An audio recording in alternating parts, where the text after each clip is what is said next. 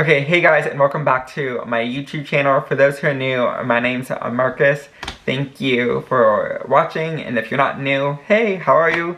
Yeah, so today's video was highly requested, so thank you to everyone who voted on my Instagram story last week. You guys picked this one, so thank you. I'm so excited to tell you guys my adoption story. It's been highly requested all my life. I love sharing it because it's super unique, and in elementary school I would always bring up my adoption on the first day of class when we'd had to go around and mention one cool thing about us or like one unique thing.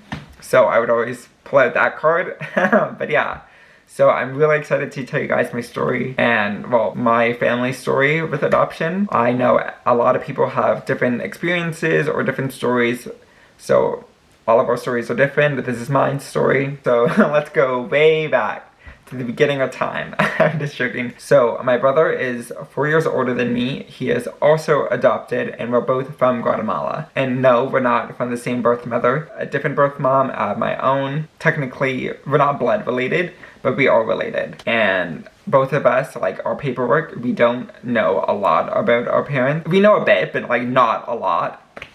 Like some people do. So that's one thing what I can't really talk too much about. I know a bit, but really not a lot. So I'm not going to go too depth in that. Sorry if you'd had a few questions for that or were wondering. So basically, my parents weren't able to have kids, but they always wanted a family and kids and all of that. And they knew someone who just adopted from Guatemala. She said it was like really easy and it happens fast, and you're 100% guaranteed a child, because with some adoptions in like some countries where you adopt, you're not 100% guaranteed the baby, unfortunately. That's so sad to think of. Since they knew someone who just adopted from Guatemala, it was like a no-brainer for them, and they were really happy with their baby and everything, so they were really set in stone with Guatemala. So since he's 4 years older, he was about, I think, yeah, he was about four or five when he was wanting a little brother. So he would drop all these hints and like walking downstairs holding his hands like this, and my parents would always be like, what's in your hand? Like, what are you holding? And he would say, my baby brother. And so they caught on, obviously, and they looked into adopting another child, so that's where I come in. They adopted my brother.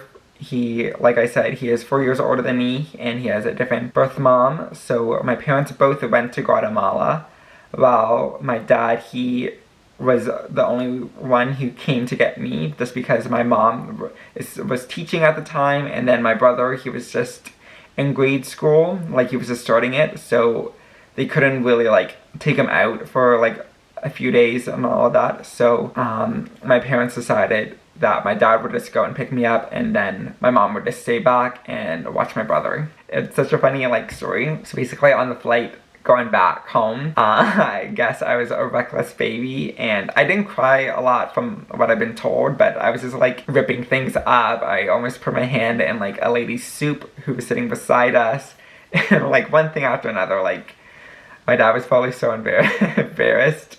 But it was a great trip, going from Guatemala to Toronto. So we met my mom and brother at the Toronto airport, and we just all fell in love. Like, it was the best day ever, like, honestly. But yeah, so basically my dad, he was the one who came to get me, and he got me from my foster family, what I was with for about 9 months, because I was given to my foster family 7 days after being born. So I was with them for literally 9 months of my life, and yeah, they were really sweet, so kind. I obviously don't remember, but they gave a letter to my parent, well, my dad, because he was there picking me up. I'll read it out to you guys, because we still have it and we just found it. It was just really just giving them a rundown of what I like to eat and what to play with, which was like really sweet, and like they wanted to stay in contact, but I don't think we really stayed in contact too much. Life happens, you know, one thing after another. Yeah, so basically, like I said, I came to Canada before I was 1, so before my first birthday. So Canada's the only home what I really know of. And yeah, that's pretty much the whole beginning. My parents always made sure that my brother and I knew that we were adopted, and if we'd had any questions, always ask, and they just always made it known. And I always knew I was adopted. It was never like a surprise like in the movies or the TV shows. I've never felt like ashamed or embarrassed of being adopted. I've always been like really proud and like comfortable knowing that I'm adopted. I know a lot of people have different opinions and everything. I love that I'm adopted. I think it was the best thing ever. I've always been asked this one question, like, would I want to go back to Guatemala? I've always wanted to go back to Guatemala and just see the country where I'm from. I haven't been yet. My dad and I, we want to go back together. Well, I told him, like, we're going back together. So hopefully in a few years we can go and visit, because I would love to go back with him, just because he was the one he came to get me. And, like, obviously, like, my mom and brother are more than welcome to come.